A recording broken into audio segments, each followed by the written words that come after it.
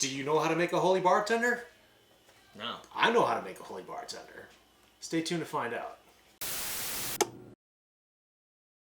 Welcome to Common Man Cocktails. I'm your host, Derrick Schommer, and that's Ian Andrews. This is a remarkably subdued.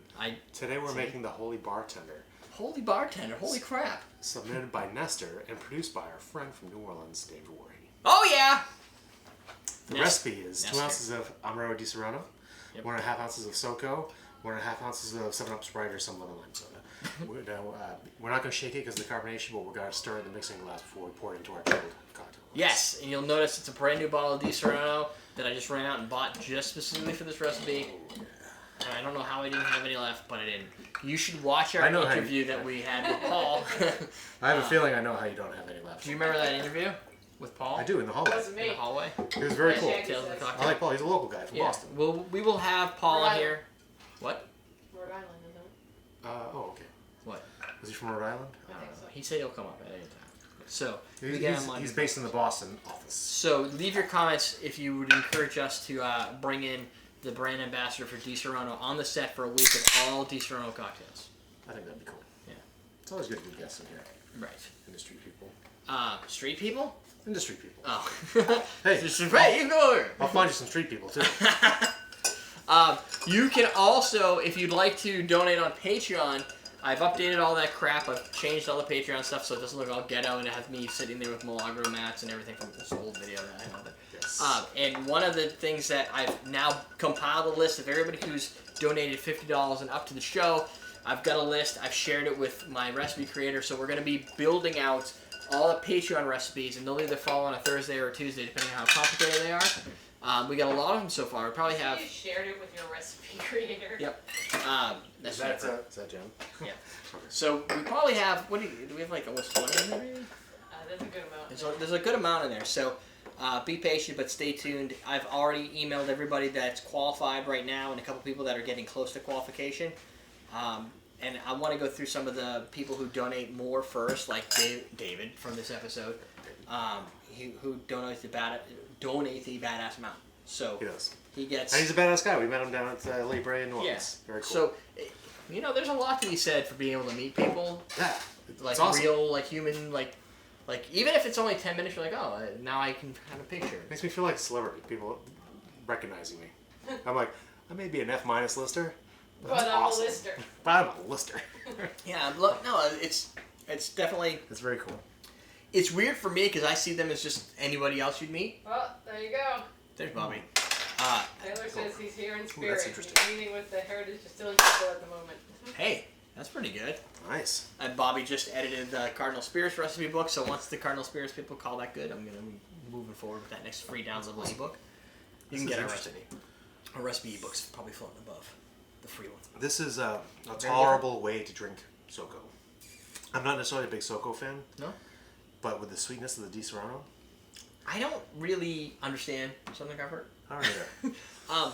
Like it's like a whiskey liqueur. I like whiskey, and I have no problem with it. But I know Don likes it because he's made cocktails with it, and that's his deal. And there's tons of people who like it's it. It's a New Orleans spirit. I did not know that. I didn't know that either. New Orleans original Southern Comfort. It's like people who they didn't want to make their own straight core whiskey and they wanted to get creative, which is cool. Yeah. I just don't know where I don't put in a lot of cocktails on purpose. In 1874, New Orleans bartender M.W. Herron crafted a fusion of fruit and spices to create SoCo. It's an intriguing blend that still captures the essence of the city where it was born. It's very big, so. This is another thick cocktail, like the syrupy. chrysanthemum. Syrupy because of the Di Serrano, yeah. It's got, more so than the chrysanthemum, though, I think. Yeah. It has. Is there any sours in here? You added the Sprite, right? Yep. It has a little bit of an alcohol flavor to it with the sweetness. It's like sweet and alcohol. And there's that kind of artificially flavor. Almost like a SoCo. cherry. Yeah, like a cherry, but it goes well with the Di Serrano. Yeah, because it's kind of that also. Maybe it's that. That also gives you that cherry flavor, I always think of the closest thing when I compare Di Serrano has always been like a maraschino cherry. Or actually, I want to say maraschino, but not the liqueur because it's nothing like a maraschino cherry. It's thick. It's sweeter. Yeah. I mean, it's got all sweet components, but yet it still has a dry finish to it somehow. And Amaretto always makes everything awesome. I'm going to dislike this drink the more I drink it, though. Because it's just it gets on your nerves a little bit. Yeah, it's a little too sweet and syrupy. I mean, the first couple of sips are pretty good. It's an interesting flavor. It's different flavor. But I think the more I drink it, the more I'm gonna be like, it's gonna be sickeningly sweet. It tastes like a candy that I've had. I like Not Your Father's Root Beer. It starts out really good. I like that though. I'll drink a bunch of those. Really? I don't know I why. I can't even like towards the end Did you of the just? bottle. Are you a white girl that just said you can't even? Yes. Okay.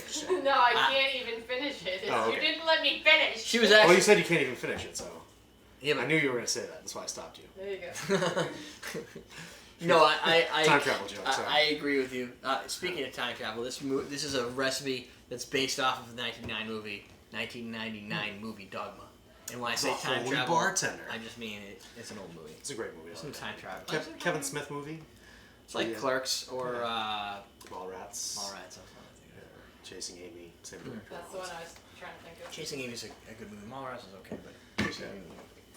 Clerks is a weird movie. Like, but it was pretty I watch landmark it at the as same appreciation. time. Yeah. Yes, I know people are like, no, let's watch some Clerks. It's like I have to be really fucking high to watch Clerks. Like it's like Warren came over. no, like the first time it's different, but like the first time it's kind of slow. It's not a rewatcher though. No. Yeah. Unless you're high, then everything happens at such a slow speed. It's probably really fast. You never started your clock, but that's okay. Fuck. Because we're done anyway. Anyway, like, share, and subscribe. I'm gonna learn how to use the timer. Question of the day. Oh yeah.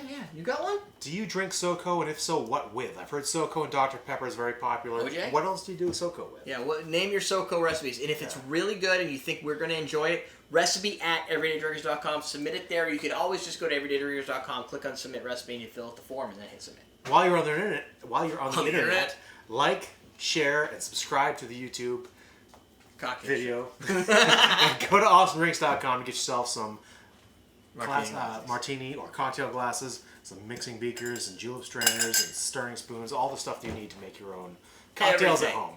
You need. We're teaching you how to drink. It's gonna go bad and you're gonna hate this tequila? No, but that tells me and you at home, if you have an older bottle of tequila and you have a newer bottle of tequila and you're trying to figure out which one's better and that one's 2.5 years old.